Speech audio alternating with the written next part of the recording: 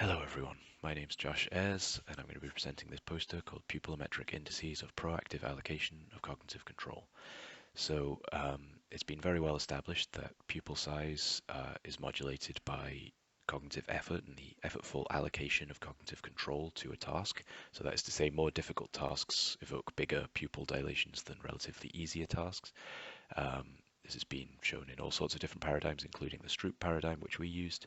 But we were particularly interested in using the pupil as an indicator of preparatory control. So before the Stroop stimulus onsets, we wanted to see if we could use the pupil to measure the allocation of control in advance of the stimulus. So I won't go too far into the background because I'm fairly tight time limit here. But the key papers to refer to are the Fromer et al. 2021 and the Unsworth and Miller 2023 referred at the bottom of the poster. And so you can go to those papers if you want more details on the background.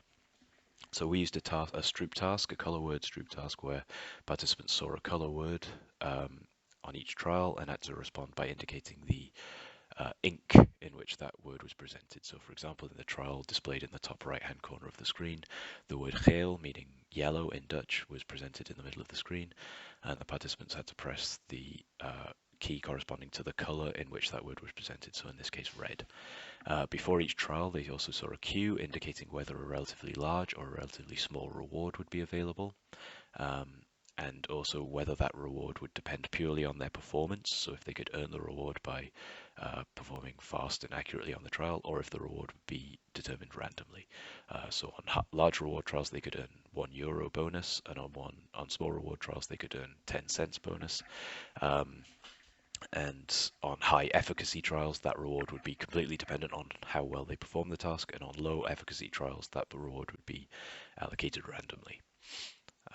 So behavioral performance was fairly good. Participants performed very accurately in all conditions, and there was no effect of reward or efficacy on their accuracy. But their reaction times were significantly faster for large reward trials and significantly faster for high efficacy trials. There was no interaction between these two, just the two main effects. The key things we were interested in was the pupil dilation, and in particular the pre-stimulus pupil.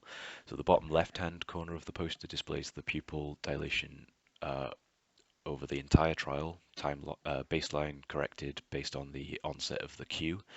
So that's time 0 in this figure. At 2,200 milliseconds, the Stroop stimulus onsetted. So in that interval between the two, only the cue was on the screen. Then the Stroop stimulus appeared and participants had to respond as quickly as possible. Their average reaction time was somewhere around 600 milliseconds, so somewhere before 3,000 milliseconds in this figure would be the average response. You can see that in the early period of the figure, in the response just after the cue, there's no real marked effect on the pupil of just processing the cue. This replicates the previous findings by Fromer et al. 2021. Whereas after the Stroop stimulus onsets, you see there's a very large peak, which is modulated by efficacy and reward. So the effect immediately after the cue for the first second, in fact for the first 2 seconds after the cue, there's no main effect of reward or efficacy or interaction there. But what we were most interested in was the slope of the dilation of the pupil in anticipation of the stimulus onsetting. So this is what's displayed in the middle right-hand portion of the poster under pre-stimulus pupil. So we analysed this by taking the last second before the onset of the Stroop stimulus, splitting that into 10 bins of 100 milliseconds and taking the mean pupil size in each of those bins, and then entering this into an ANOVA with factors for reward, efficacy, and bin. Greenhouse Geyser correction was applied because of the non-sphericity in the any factor involving bin. So there's a main effect of bin, as you can see in the figure above the ANOVA results. There's a sort of quadratic slope of pupil dilation for all the conditions over the bins approaching the onset of the Stroop stimulus.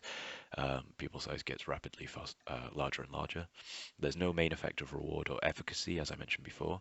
There's no interaction between reward and efficacy in the overall pupil size, but there is an interaction between reward and bin. So the pupil size for large reward trials dilates significantly more and significantly more rapidly over time for large reward relative to small reward trials. uh, the interaction between efficacy and bin and the three-way interaction is non-significant. So we followed this up by fitting a quadratic curve to the binned pupil size in each of the high and large and small reward conditions, and found that the slope of that quadratic fit was significantly steeper for the large reward trials relative to the small reward trials. Um, and then we also followed this up with some individual differences studies. This is based on some of the findings by Unsworth and Miller 2023. And we found that there's a significant further interaction between the slope of the quadratic function, or the binned pupil size in this case, in the ANOVA case, and average reaction time. So participants who performed better on the task had faster reaction times, had significantly steeper pupil dilations before the onset of the stimulus. And then in the post-stimulus response, you can see that we've split the response to the Stroop stimulus into the first 500 milliseconds and then the subsequent period after that. This is based on the logic that the pupil dilation is a very sluggish response, so the first 500 milliseconds probably still just indicates the pre-stimulus anticipatory pupil dilation rather than the actual stimulus locked response. And here we can still see that there's a significant main effect of reward, but no main effect of efficacy and no interaction. Later on in the response, so in the larger peak that you can see in the bottom left figure, then at that point the main effect of both reward and efficacy becomes significant. So this the conclusion that we draw from this is basically that the pre-stimulus pupil dilates and ramps up rapidly in anticipation of the stimulus. Because the stimulus onset was predictable for participants in this task, the the pupil dilation seems to dilate at the exact moment that the stimulus is expected to appear.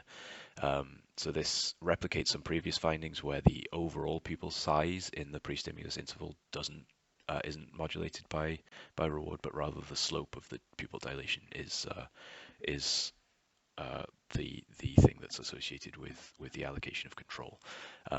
This is in replication of Unsworth and Miller 2023, who found that the pupil size does ramp up like this in anticipation of a Stroop task, and that people who perform better have steeper pupil dilations. And this is also makes sense with reference to some earlier work in animals showing that the first derivative of pupil size is what's more associated with sort of cortical norepinephrine release.